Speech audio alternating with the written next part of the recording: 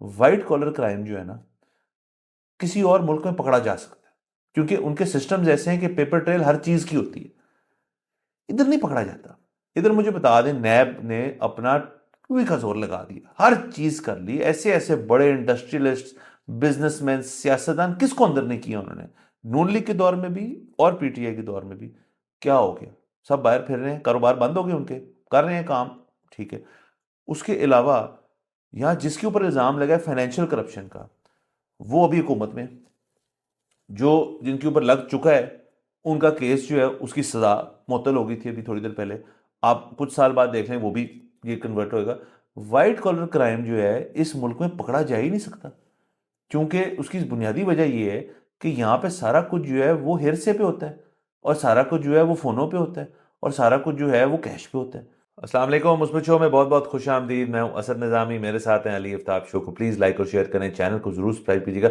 Sir कैसे हैं? Sir आप समझ रहे होंगे कि मेरा ब्रेकअप हुआ है, हालांकि ऐसी बात नहीं है।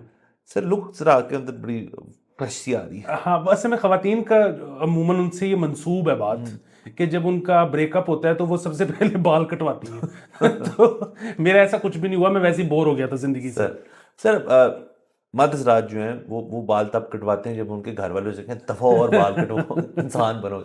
या फिर किसी खानदान के अंदर किसी की तरफ डिनर है, खाना, तो तब भी कहा जाता है कि प्लीज बाल कटवाओ। और ये हर एज के लिए, ये ऐसे नहीं कि बचपन में सिर्फ होता है, ये जब आप बड़े भी होते तब भी कहते थे क्या शक्ल बनाई हुई है अपनी, जाओ ठीक करो। हाँ बिल्कुल, और मैंने यही सोचा कि मैं जो है ना ज़रा एक्सपेरिमेंट कर लेता हूँ। तो ईद में अभी टाइम है, तो ईद तक ठीक हो जाएंगे। सर आपकी वैसे भी, मैंने आपको हमेशा कहता हूँ, फॉलिकली ब्लेस्ड हैं, तो आपको तो टेंशन ही नहीं है। ये तो मुझे, हम जैसे लोगों को सोचना पड़ता है कि यार कटवाऊं तो अब को पता नहीं आए ना आए ना आए। बारह सर ठीक है, सर फिट है। सर, इससे पहले कि आप खबरों का सिलसिला जारी सर करें, एक कमेंट है जिसका मैं जवाब देना चाहता हूँ। सभी कमर साहब हैं या साहिब हैं? नहीं, साहब हैं, सभी कमर। तो उन्होंने हमारा जो एपिसोड हुआ था जिसमें हमने काजी फाइज ईसा साहब पर तफसीली गुफ्तगू की थी, तो उनका कमेंट आया कि बात यूट्यूब पे आई है तो आज सही बोले, वरना तो आप गुलाम रहने पे भी खुश हैं। हाँ, ये मैंने भी पढ़ा था कमेंट। तो सर, मैं इनको सिर्फ ये बताना चाहता हूँ, बावर करवाना चाहता हूँ कि वो गुलाम बनने पे हम खुश हैं अमेरिका के। मतलब अमेरिका अगर कहे कि झूठ ना बोलो तो हम बंद कर देंगे, अमेरिका कहे कि यूट्यूब बंद कर दो तो हम प्रोग्राम करना बंद करेंगे, क्योंकि अमेरिका पैसे देता है ना। मतलब अमेरिका पैसे देता है तो हमारा मुल्क चलता है, मुल्क चलता है तो हम चलते हैं। फाइज ईसा साहब हमें कुछ नहीं देते, मतलब फाइज ईसा साहब की तनख्वाह हमारे पैसों से जाती है, सो वो नहीं हमें बता सकते, हम उनके गुलाम नहीं बन सकते। सो ये बड़ा फर्क है, फर्क जान के जियो। फर्क जान के जियो। और सर बाकी सर ये जो लफ्ज है ना जी, बड़ा नेगेटिव कॉन्टेशन मिल चुकी है इस लफ्ज को, गुलाम बन गए। और ये तो हमें मेश वासी साहब ने बता, जब इसको इस्तेमाल कर दिया, तो ये तो अब मत ये एक अवामी अब एक चीज़ बन गया कि जो ये कमेंट कर रहे हैं टेक्निकली तो वो भी हैं, जितने हम हैं उतने वो हैं, उनसे बढ़ के कोई नहीं। हाँ, उसके बढ़ के कोई अगर बन रहा है और वो वन साइडेड कर रहा है, शायद उन्होंने पहली दफ़ा हमारा कुछ शो वो देखा होगा। नहीं सर, वैसे भी ये हो सकता है सभी साहब ना, ये तस्वीर मैंने अब जरा जूम करके देखी, पहले मुझे इसलिए पता नहीं लग रहा था। मैंने जूम करके देखी, ये जवान आदमी लग रहे हैं, मेरे ख्याल में इनकी शादी नहीं हुई हुई। ना, ये इस किस्म के जो उबाल है ना कि हम कोई गुलाम है, ये जरा नॉन शादीशुदा वालों को हाँ, चढ़ते हैं। एक हाँ। दफ़ा ब्याह करके देखो ना तुसी, फिर आपको सही समझ आएगा लफ्ज़ का मायने जो है आपको हर जगह से आए रहेंगे। हाँ, दोबारा से चलें, को मसले वाली बात नहीं, हम टेंशन नहीं लेते। ना, सर आगे चलते हैं। बिल्कुल। सर पीसीबी से खबर का आगाज़ कर लेते हैं। और ज़बरदस्त खबर है सर, बेहतरीन हो गया सब कुछ। मैंने ये कहा था कि नकवी साहब आते ही ये जो मसला है प्लेयर्स की मूवमेंट का, उसको इस तरह हल करेंगे। ये हालांकि परवेज़ लाई साहब के दौर में ये प्लान डिस्कस हुआ था बहुत ज़्यादा, कि गद्दाफी स्टेडियम के पास ही आप कोई बिल्डिंग या कोई जगह जो है बना के उसमें होटल बना लें, और ताकि प्लेयर्स जो हैं वो वहीं हों, वहीं से मैच खेलें, वहीं से एयरपोर्ट चले जाएं। सो ये तो नहीं कर पाए वो, लेकिन क्योंकि वो है मोहसिन स्पीड, तो उन्होंने कहा यार इससे बेहतर है कि उन्होंने एडजेसेंट एक अपार्टमेंट बिल्डिंग की खरीद छोड़ी सारी, और वो बिल्डिंग जो है उन्होंने लेके उसको अब वो कन्वर्ट कर रहे हैं एक होटल के अंदर। और वहाँ पे जो आपके तमाम तर प्लेयर्स हैं वो रहा करेंगे, और वहाँ पे वो जाके मूवमेंट अपनी किया करेंगे। तो इससे बेहतर ये खबर है। इससे बेहतर कोई खबर नहीं है, और इसमें अगेन हमसे अगर मशवरा कर लें ये तो ये बेहतर रहेंगे, क्योंकि इसको करने की ये ज़रूरत है कि जाहिर है और ये 4 अरब का लिया, 4 बिलियन। पीसीबी के पास पैसे हैं। अच्छा, सो बुनियादी बात ये है, जाहिर है पीसीबी के पास पैसे नहीं होने तो किसके पास होने हैं, ये तो मतलब हमारे पास तो नहीं है। हाँ, ये जो कमर्शियल राइट्स वगैरह में से प्लेयर्स को तो कख नहीं देते। तो बुनियादी बात ये है कि जाहिर है ये एक होटल होगा, उस होटल में पीएसएल या दीगर सीरीज के दौरान प्लेयर्स ठहरेंगे, अदरवाइज वो एक रेगुलर होटल है। ऐसे ही है ना? ऐसे। अच्छा, इसमें ये करेंगे कि जिस तरह फ्लैटीज ने अभी तक जिन्ना साहब वाला कमरा रखा हुआ है ना, कि जिन्ना साहब यहाँ ठहरे थे जी। अच्छा, वो उसमें तो पता नहीं किसी को ठहरने देते हैं कि नहीं वो ठहरने देते हैं, उसको वैसे ही प्रिजर्व किया हुआ फ्लैटीज ने, आई डोंट नो। लेकिन इधर ये करें कि एक कमरा मंसूब कर दें बाबर आजम का, एक कमरा मंसूब कर दें एलेक्स हेल्स का। अच्छा, उसमें ये है कि जब भी ये सीरीज हो रही है तो ये प्लेयर उसमें ठहरें। अच्छा, अदरवाइज आपको डिफरेंट पैकेज हों कि आप बाबर आजम वाले कमरे में ठहरना चाहते हैं तो इतने पैसे, एलेक्स हेल्स वाले कमरे में ठहरना चाहते हैं तो इतने पैसे, कमाएं। और सर वो जिना वाले रूम के लिए तो लोग एक्स्ट्रा को स्पेंड करते होंगे, आई एम श्योर। अगर उसमें ठहरने देते हैं, आई डोंट नो कि अच्छा, वो उन्होंने वैसे रखा, आई डोंट नो, शायद ठहरने देते हैं। वैसे देख सकते हैं आप जाके। बिल्कुल। फिर मैं इसमें एक और आपको इस कमाई का जरिया बता दूं, वो ये है कि वो जिस तरह से मैंने आपको बताया कि मेरी जिंदगी की जो दूसरी सबसे पसंदीदा किताब है चाइनामैन, तो उसमें एक वो उसने क्रिएट किया है श्रीलंका के अंदर एक रेस्टोरेंट। तो मतलब ये उसकी कहानी का हिस्सा नहीं है, वैसी एक उसमें चीज है। तो वो क्रिकेट का रेस्टोरेंट है, मतलब उसमें जो है ना हर तरफ तस्वीरें लगी हुई हैं क्रिकेटर्स की, उनकी जो सारी डिशेस है ना वो भी क्रिकेटर्स के नाम से मंसूब हैं, मतलब एलन्स लैम्प, ठीक है। तो इस होटल में भी करें ये कि सारी डिशेस जो है ना वो क्रिकेटर्स के नाम के साथ मंसूब हो। बिल्कुल सर। और ये देखें ना, ये पीसीबी के लिए रेवेन्यू अर्निंग का भी एक तरीका है कि इस होटल को आप सिर्फ, जाहिर है क्योंकि ये इसका मकसद अपार्टमेंट बिल्डिंग था तो ठीक है, बड़े होटल जितने कमरे नहीं होंगे, लेकिन मुनासिब छोटे बुटीक टाइप होटल जितने से उससे भी बड़ा के लेवल का होगा। सर दूसरा, इसमें एक और चीज़ भी हो सकती है, होटल जो होते हैं वहाँ पे एक और सुना है हमने कमरा भी होता है, तो अब बेसिकली ये फॉरेनर्स आया करेंगे। तो आप ये बेसिकली पूछना चाह रहे हैं कि ये अब, पहले तो ये होटल नहीं था, होटल तो ये अब बनेगा, सो आप ये पूछना चाह रहे हैं कि इसको लाइसेंस मिलेगा कि नहीं।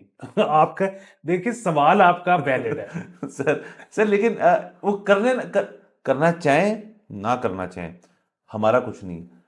रेवेन्यू स्ट्रीम के पॉइंट ऑफ व्यू से एक चीज़ है, मतलब एक चीज़ होती है जो चीज़ अलाउड है, और ये तो कानून के दायरे में रहने की हद तक बात हो रही है कि उसको होटल आप मुकर्रर करवाएंगे गवर्नमेंट की तरफ से कि ये होटल है, वहाँ पे फिर आपको इजाज़त है कि आप लाइसेंस लेके परमिट रूम खोल लें, और उसके बाद हमें नहीं पता क्या उसके तरीकेकार होते हैं, वहाँ जाना आना क्या सिस्टम होता है। जाहिर है वो नॉन मुस्लिम्स के लिए होगा, बट चूंकि वो जो बाहर से लोग आ रहे हैं वो नॉन मुस्लिम्स हैं, तो फिर तो इशू ही नहीं है कोई। सर ये तो हर होटल का हक है, ठीक है, इसके लिए तो हमें आवाज खड़ी करनी चाहिए, और अगर आप कहेंगे तो हम प्रोटेस्ट भी निकाल देंगे, क्योंकि ये उनका हक है, ये उनको मिलना चाहिए।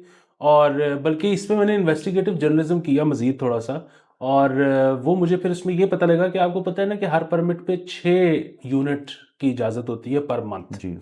लेकिन अगर आप कुछ इजाफी पैसे दें तो आपको एक एक्स्ट्रा परमिशन लेनी पड़ती है, और उसके साथ एक और सफ़ा नथी हो जाता है, और फिर परमिट होल्डर को 12 यूनिट की इजाजत मिल जाती है पर मंथ। सर 12 की सेंस बनी ना, मतलब क्योंकि सर ये जो परमिट होल्डर्स होते हैं ये यूजुअली लोग जो होते हैं जो सप्लायर्स होते हैं, अमूमन ऐसे होता है, तो उनका काम 6 से तो नहीं चलना ना, अगर सप्लाई क्वांटिटी चाहिए आप। ये बात बिल्कुल ठीक है, लेकिन इस पे ना मैंने देखा है कि अगेन जो लोग जिनके पास परमिट है वो बड़ा गिला करते हैं एक और उसमें भी दम है। वो ये गिला करते हैं कि जी हमें जो हमारी परमिट पे जो अलाउड है वो भी पूरा नहीं मिलता। वो इस तरह से कि एक लिकर बॉटल जो है ना दैट इज 1 यूनिट, लेकिन 1 केस ऑफ बियर, एक केस में 20 कैन होते हैं, 1 case of beer is also 1 unit, ठीक है। सो मसला ये है कि अगर एक शख्स जो है जिसके पास 12 छोड़े 6 का भी परमिट है, और वो अगर 3 केस बियर के लेना चाहता है तो दैट्स 3 यूनिट्स, लेकिन उसको मना कर दिया जाता है कि आप नहीं ले सकते। सो ये ज्यादती है। मतलब सवाल ये है कि उसको इजाजत है, आप बेचो और रेवेन्यू जमा करवाओ पीछे एक्साइज को, आप कौन होते हो मना करने वाले, ठीक है। अच्छा, फिर वही बात है, वो कहते हैं जी कि वो जी हमारे पास क्योंकि कम आता है सप्लाई, तो हमने जो है इंश्योर करना होता है कि वो पूरा महीना चले, हम एक को ही ज्यादा दे देंगे तो हम मसला हो आगे जाएगा। जाके 15 दिनों के बाद या आखिरी 5 दिनों में हमारे पास किसी को देने के लिए कुछ भी नहीं होगा, उससे एक ब्लैक मार्केट क्रिएट होगी। फिर वही सवाल है, आपके पास क्यों कम आती है? ठीक है, हमें बताएं कि सरकार का रेड टेपिज्म है, बन कम रही है, कोई बीच में आते हुए, और ये आपको पता नहीं, ये बहुत बड़ा प्रॉब्लम है। सो होता ये है कि जो आपकी ब्रूरीज हैं वहां से सामान निकलता है, आपका एक गेट पास बनता है, और जब तक वो होटल पहुंचता है तो उसमें चीज़ें कम हो चुकी होती हैं और वो जा चुकी होती हैं बूटलेगर्स के पास। अच्छा, फिर वही बात है कि एक तो पहली चीज़ ये कि आप इसको ठीक करें, बजाय ये कि आप कस्टमर को नहीं दे रहे। दूसरी चीज़ ये है कि आप अगर उसको ठीक नहीं कर सकते, आप बनाना ज्यादा शुरू कर दें। ये क्या बात हुई कि आपसे डिमांड नहीं मीट हो रही है? एक बंदा पैसे खर्च रहा है और उसके पास परमिट है, जो ना दे उसको जेल में बंद कर देना चाहिए। सर बिल्कुल। मैं सिर्फ सर हासिस वैसे नहीं, आपका पॉइंट बिल्कुल वैलिड है कि हम घूम फिर के इस टॉपिक पे जब आ जाते हैं ना तो फिर बहुत ज़्यादा बातें आ जाती हैं। ये इतना वास्ट टॉपिक है और ये कोई ऐसे नहीं है कि हम आपको मतलब शौकिया कर रहे हैं, हमें तो कोई फ़र्क नहीं पड़ता। लेकिन उसकी वजह ये है कि ये एक एक ऐसा तबका है, एक ऐसी जगह है जिसके बारे में बात करना लोगों को लगता है बड़ा टैबू है। लेकिन कोई मसले वाली, हम तो कानूनी सारी बातें हैं। सर मैं तो, मेरा, आप सोच नहीं सकते मेरा सबसे ज्यादा दिल कब दुखता है, जब एक्साइज का टैक्स कम हो जाता है, जब एक्साइज के पैसे कम होते हैं। ये मेरा दुखती राग है। मैं चाहता हूं एक्साइज फले फूले तरक्की करे। सबसे मुझे बड़ा अपनी औलाद से ज्यादा एक्साइज से मोहब्बत है। सर बताना, सर आप चाह रहे हैं एक्साइज जो है वो इतना बड़ा हो जाए, एक्साइज एक सूबा बन जाए, एक अलहदा सूबा बन जाए, इंडिपेंडेंट। हाँ सर बिल्कुल, ये परमिट वाले इश्यूज डेफिनेटली हैं। और मैं शुरू तो हम पीसीबी से हुए थे और उनको भी इस चीज़ सोचना चाहिए। लेकिन आपको पता है लाहौर में अभी भी, आपने कहा ना, हक है होटलों का, काफ़ी होटल ऐसे हैं, छोटे भी और एक अदद बड़ा भी, जिन्होंने परमिट नहीं लिया हुआ, जिन्होंने अपने रूम्स जो है वो उस तरह से नहीं बनाए हुए क्योंकि वो कहते हैं ये नहीं। हालांकि मेरा अपना ख्याल है कि जब आप परमिट भी लेते हैं तो ये भी हमें पता है जो रूम जो लोग लेते हैं, जो ऑपरेट करते हैं उसको, वो आपको अच्छे खासे पैसे देते हैं। खुद तो नहीं आप चलाते ना, ये तो आप किसी को ठेके पे देते हैं आप बेसिकली। तो वो भी एक रेवेन्यू स्ट्रीम है होटल के लिए, मैं कह रहा हूँ। सो इन एसेंस सर ये चीज़ जो है हम इस पे खोल के बात इसलिए करते हैं ताकि लोगों को ज़रा अवेयरनेस हो इसके ऊपर और चीज़ें हैं। और दूसरा जो ये परमिट वाली चीज़ है, ये एक इतनी ढकी छुपी चीज़ है क्यों? मतलब लोगों को पता होना चाहिए यार, क्या असूल है, क्या नहीं है, क्या है। बिल्कुल। और मुझे तो आप ये देखें कि मेरे बुजदार पे जब इन्होंने इल्ज़ाम लगाया था, तो वो क्या इल्ज़ाम था भाई? वो बंदा 3 साढ़े 3 साल सीएम रहा। उसके बारे में ये चहमगोइयाँ होती हैं कि जी वो जो तबादले थे, ट्रांसफर्स वगैरह, इस पे जो है फराह गोगी और बुशरा बीबी और फलाना ये सारा कुछ करते थे, बुजदार कुछ नहीं करता था। अच्छा, तो अगर वो कुछ नहीं करता था तो मतलब फिर क्या कहा जा सकता है उसको? उस पे इल्जाम क्या लगा, जिस पे केस भी को 1.5 2 साल चला, उस पे केस पता नहीं अभी भी उसका फैसला आया कि नहीं आया, वो और बात है। उसकी पेशियां अब मुझे लगता है नहीं हो रही। कि जी एयरपोर्ट पे एक नया होटल बन रहा था, जी जी जी। उसको लिकर लाइसेंस दिलवाया बुज़दार ने। ओ भाई, दिलवाया क्या? वो होटल है, उसका एक साइज है, वो उसने अप्लाई किया, मिल गया, शायद बुज़दार ने एक्सपेडाइट करवा दिया हो, लेकिन वो तो ज्यादा अच्छी बात है। एक चीज का हक है तो दो उसको। उसको दो, दूसरा रेड टेपिज्म खत्म करें और फर्ज करें। सर मैं तो हमेशा ये कहता हूँ कि जो ये काम है सर हमें पता ही होता है। लोग जिसकी पहुंच हो ना, वो किसी को कहता है मेरा काम जल्दी करा दो, उसकी कोई एक अमाउंट तय होती है। ये हमारा सिस्टम है, इसको तस्लीम करने की जरूरत है। यहाँ ऐसे ही होता है, बजाय एक ऐसे काम के ऊपर 8 या 10 खाने वाले बैठे हों।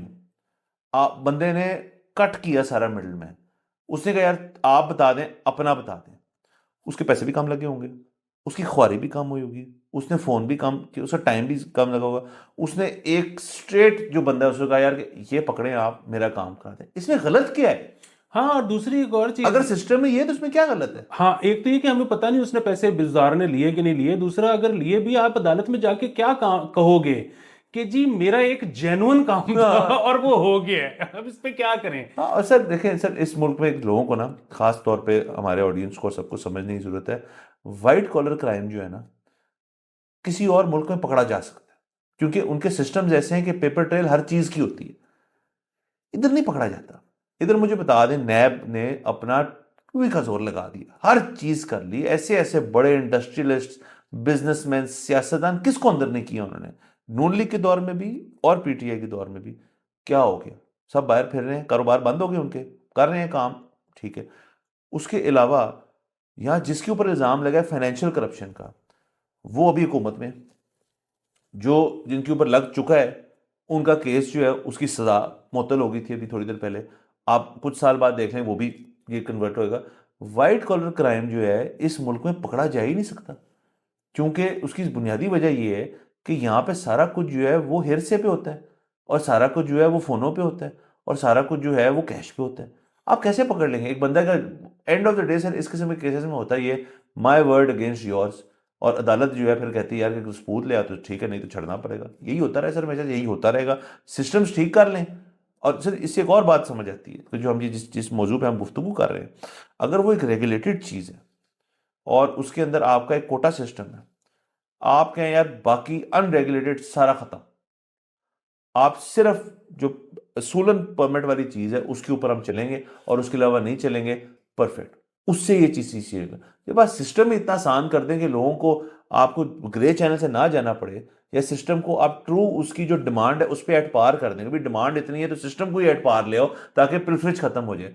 ये आपका रेवेन्यू लॉस है जो आपको कमाना चाहिए, जैसे आपने कहा एक्साइज वाले तो हमारे, तो ये बिल्कुल। और सब दूसरे से ये वाइट कॉलर क्राइम पता है क्यों नहीं पकड़ा जाता?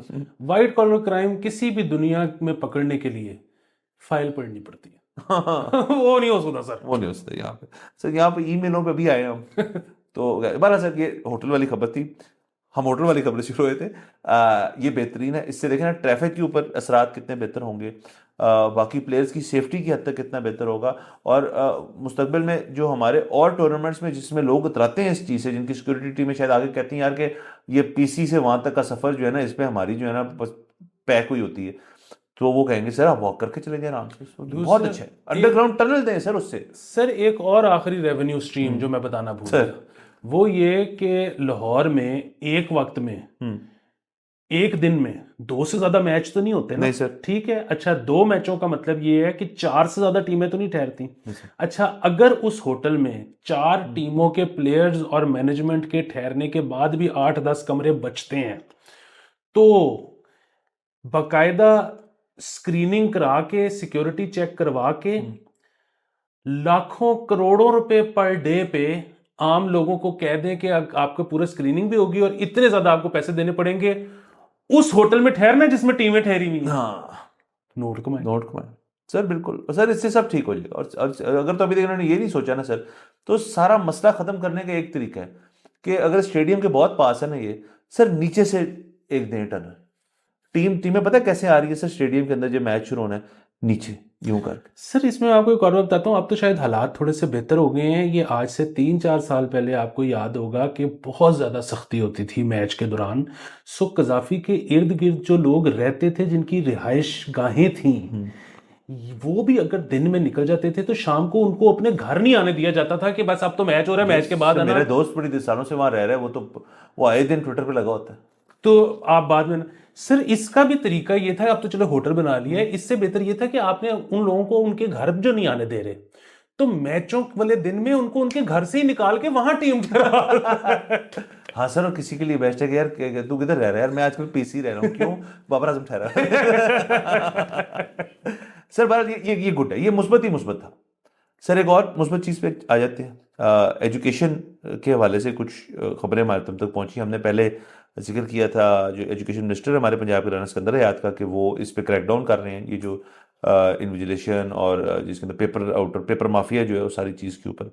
तो अब उसमें मजीद अपडेट हो, उस पर क्रैकडाउन एक शुरू हो गया। वो क्रैकडाउन पे तो आते हैं, लॉरेंस रोड, हमारी लॉरेंस रोड के ऊपर इम्तिहानी मरकज़ है एक, बड़ी देर से है वहाँ पे, बहुत बच्चा जो है इम्तिहानी मरकज भी है और मैट्रिक इंटरमीडिएट का बोर्ड भी वही है। सो वो एक बहुत ही मतलब क्योंकि मेरा दफ्तर आपको पता है उसके पास है, तो जब वहाँ इम्तिहानों का सीजन चल रहा होता है तो हम फिर माल रोड से जाते हैं, हम वो चाइना चौक से नहीं जाते क्योंकि वहाँ चौक हुई होती है, ट्रैफिक बहुत, तालिब इल्म वहाँ पे जाते हैं। एनीवे सर वहाँ पे खबर ये मिली कि 93 जो प्राइवेट इन्विजिलेटर हैं उनको नौकरी से निकाल दिया गया और उनको उनके खिलाफ कार्रवाई भी हो रही है, बुक कर लिया उनको। 7-7 हज़ार रुपये फी स्टूडेंट, जो टीचर थे वो जाके इम्तिहानी मरकज़ के अंदर कह रहे थे कि 7,000 चेक कराओ और आपको हम पेपर के अंदर हेल्प कर देते हैं। मैथ्स के पेपर का रेट ज़्यादा था। तो क्योंकि उसके लिए उन्होंने भी बाहर किसी से हेल्प ली होगी। तो 7,000 का रेट था। अब वहाँ बच्चा तो बहुत ज़्यादा होता है वहाँ पे, और ये 93 इन्विजिलेटर को नहीं, तो 93 तो होंगे ना जो कमा रहे होंगे इससे। और ये कब से चल रहा है, क्या हो रहा है, इसमें बड़ा क्रैकडाउन है जो अब शुरू किया उन्होंने।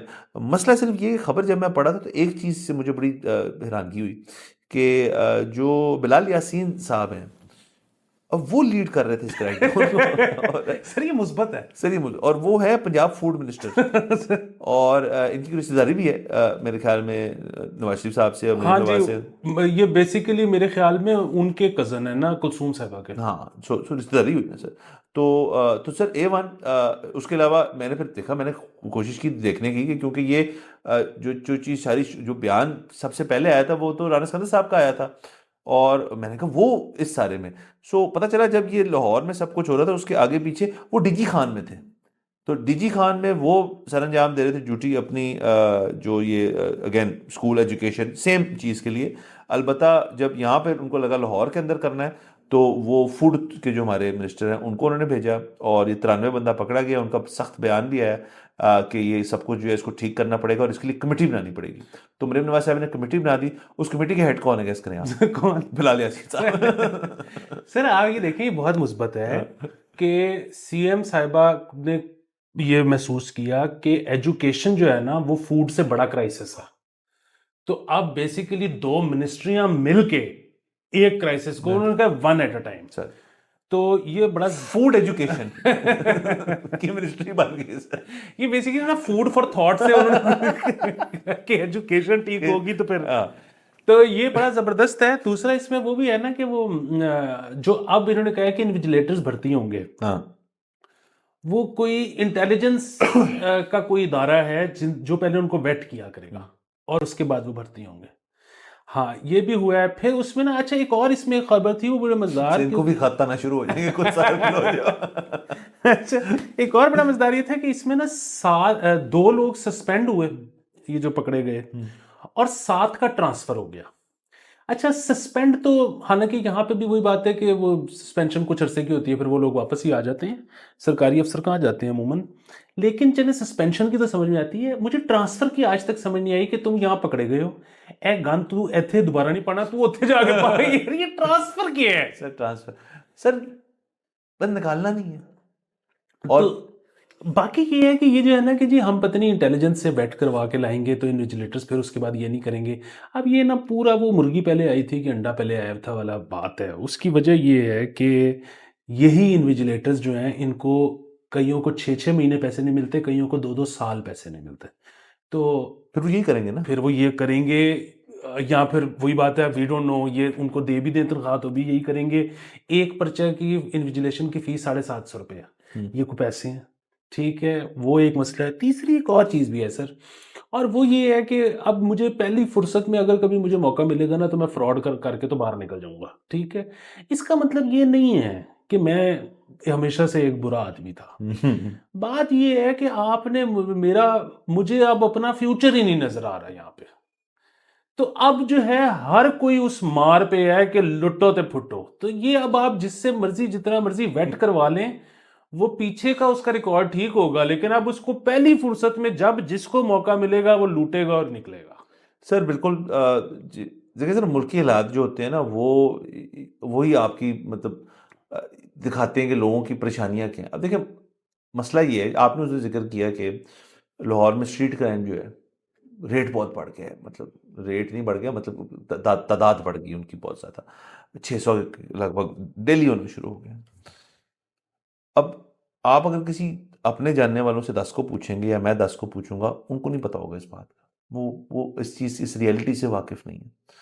क्योंकि मसला ये है कि इस शहर में और तमाम लाहौर के बड़े जो शहर हैं उनके अंदर ना एक एक अनफॉर्चुनेट किस्म की चीज़ क्रिएट होगी कि रियलिटी और जो रियलिटी नहीं है उसके बीच में एक पर्दा सा लग गया। उस पर्दे की इस तरफ हम नहीं झांकते, वो झांकते हैं, लेकिन देखते हैं कि जी यहाँ पे सब कुछ सिस्टम सही है। हैंसफोर्थ स्ट्रीट क्राइम का इशू है। सिमिलरली ये एक इशू है, और बहुत सारे लोग जो, ये तो चलेगा एजुकेशन, ये तो इस किस्म की चीज़ थी जो पकड़ी जा सकती थी। मेरे तो ख्याल में तमाम जगहों पे इस किस्म की छोटी बातें, वो 7,000 रुपए की बात हो रही है ना फी बंदा, इस किस्म के छोटे लेवल पे चीज़ें जो है ये हो रही होंगी और इनको पकड़ने की कोशिश कर रही होगी। अभी तक पता ही नहीं हमें क्या कुछ हो रहा है। पॉइंट भी है कि एक तो एक हमारी पॉलिटिकल पोलराइजेशन बहुत ज़्यादा हो चुकी है, इकोनॉमिक पोलराइजेशन भी बहुत हो चुकी है कि एक नॉन एग्जिस्टेंट हमारी यहाँ पे एक मिडिल क्लास हो चुकी है। या तो अब आप बिल्कुल पॉवर्टी की तरफ जा रहे हैं और या फिर एलीट से ज़्यादा एलीट होता जा रहा है, एंड उससे सर इस किस्म के मसले जो हैं वो बहुत ज़्यादा नज़र आएंगे।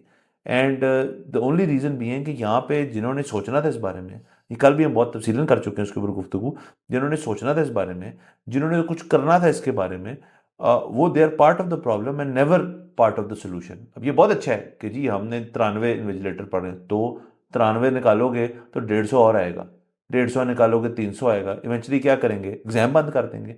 और ये आप देख लीजिएगा सर, इनके पास ना, मैंने तो ये फैसला कर लिया, इस हुकूमत और माजी की जितनी हुकूमतें, उनके पास ना जो आर्सेनल में आखिरी गोली होती है ना, वो है बंद कर दो। अब तालीमी इदारे बंद करेंगे, क्या क्या बंद करेंगे?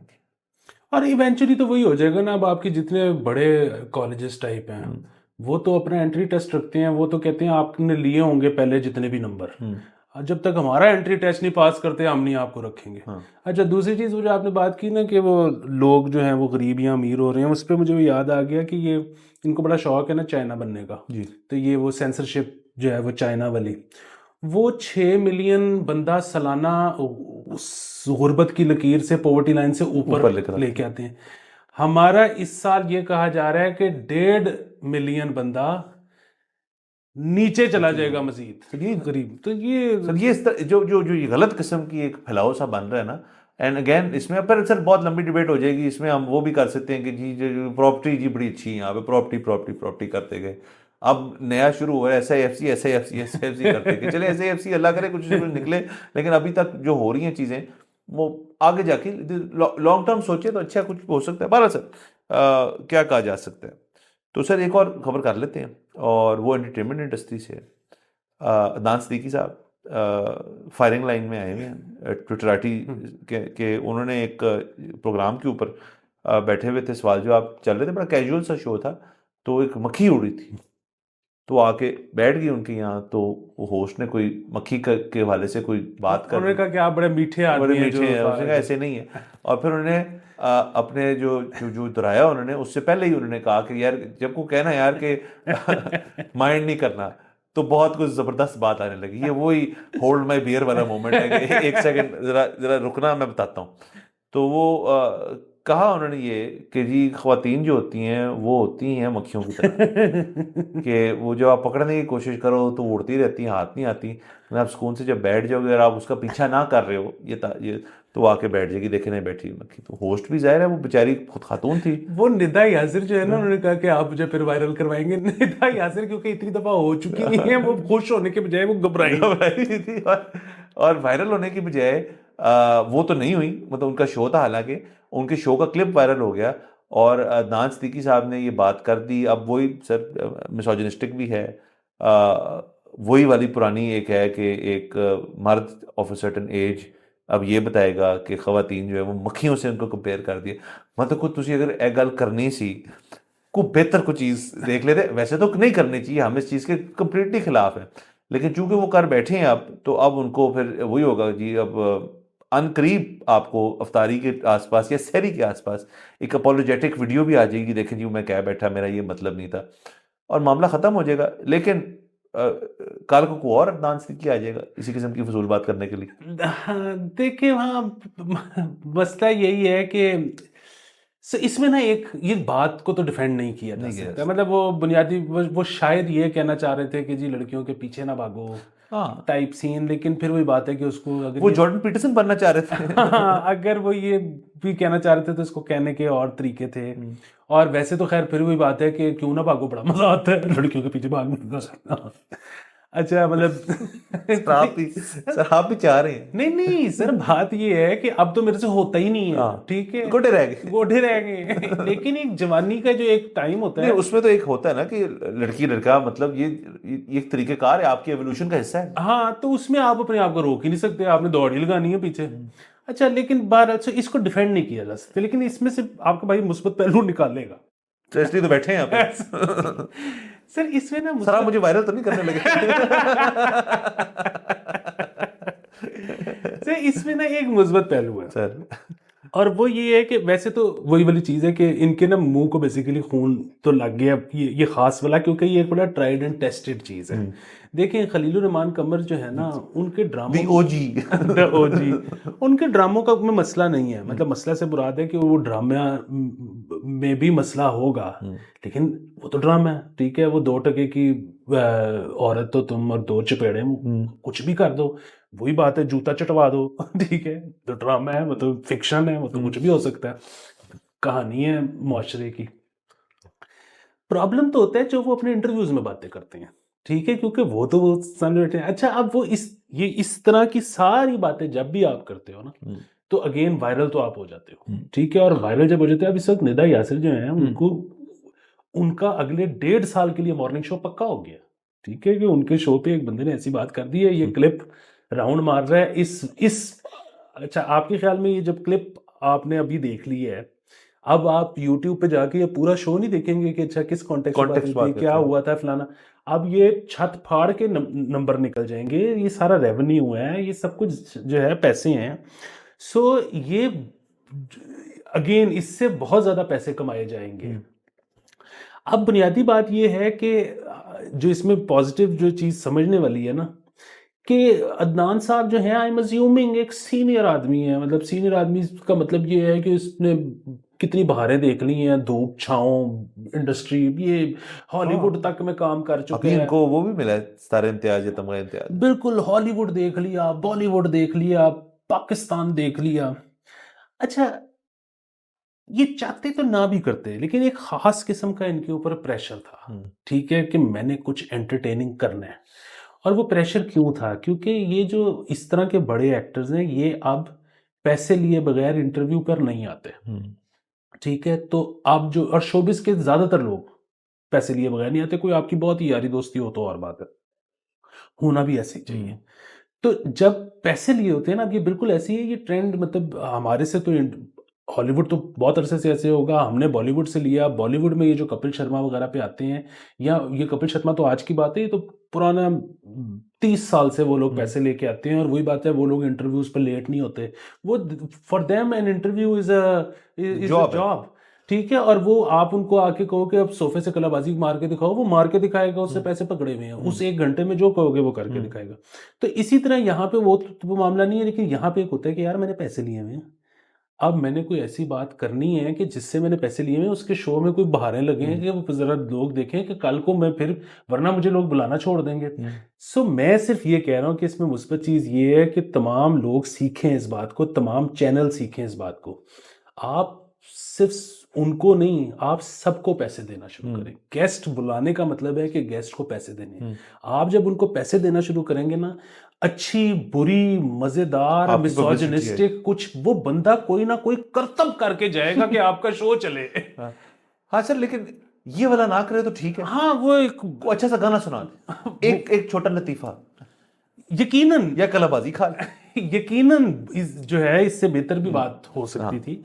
मैं सिर्फ ये कह रहा हूं कि चैनल को ये बात समझने की जरूरत है कि पैसे दोगे तो वो बंदा आपके लिए आउट ऑफ द वे जाके कुछ करेगा, नहीं पैसे। वो जो होते हैं ना कि गेस्ट बैठा हुआ है और उससे पूछ रहे हैं कि जी क्या हाल है, ठीक है ठीक है, वो कह रहा है कि जल्दी इतना खत्म हो गया, मुफ्त आया हुआ है। इससे एक और बात हो सकती है, अगर पैसे लिए हो आपने और आपने 1-2 शोज पैसे लेके किए हैं, लेकिन वहां पे आपने को परफॉर्मेंस का मजा नहीं आया, रेटिंग नहीं आई, तो तमाम इंडस्ट्री में हो जाएगा यार इसको नहीं बुलाना क्योंकि ये पैसे भी ले लेता है या ले लेती हैं और काम को मजा नहीं आया, मतलब is not a good guest. हर बंदा सर जो टेलीविजन पे बहुत आला है, कोई जरूरी नहीं है वो अच्छा गेस्ट हो। ये 2 बिल्कुल मुख्तलिफ शोबे हैं, इसके अंदर गेस्ट अच्छा होना एक और आर्ट होती है, एक और स्किल होती है। तो ये भी इससे हो जाएगा कि आपकी थोड़ी फिल्ट्रेशन हो जाएगी कि आपको पता होगा यार ये पैसे भी लेता है और ये पाड़पुर देता है तो आप उसका कर ले। तो बाला सर, ये कि नान साहब को गुड लक। अब वो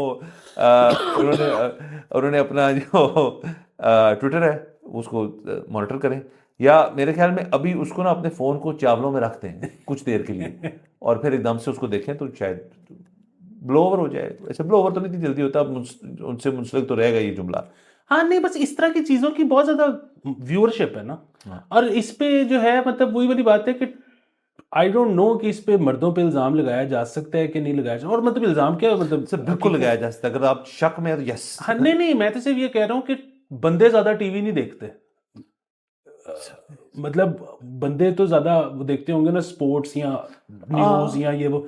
मॉर्निंग शो क्या बंदों की वो है? नहीं नहीं नहीं नहीं, मॉर्निंग शो बंद हो गई नहीं, मॉर्निंग हाँ, शो तो एक्सक्लूसिव टाइम स्लॉट खवातीन का ज्यादा फोकस्ड ही बिल्कुल। अच्छा, इसी तरह ड्रामे ज्यादा तो औरतें देखती होंगी, आई एम अज्यूमिंग, मर्दों से। तो अगर मॉर्निंग शो में और अगर ड्रामों में खलीलुर रहमान कमर की जो लाइन है वो, और उस तरह के जो लोग हैं अगर वो पॉपुलर जा रहे हैं, तो इसका मतलब है कि ये खवातीन ही मांग रही हैं ये कंटेंट। सर बिल्कुल।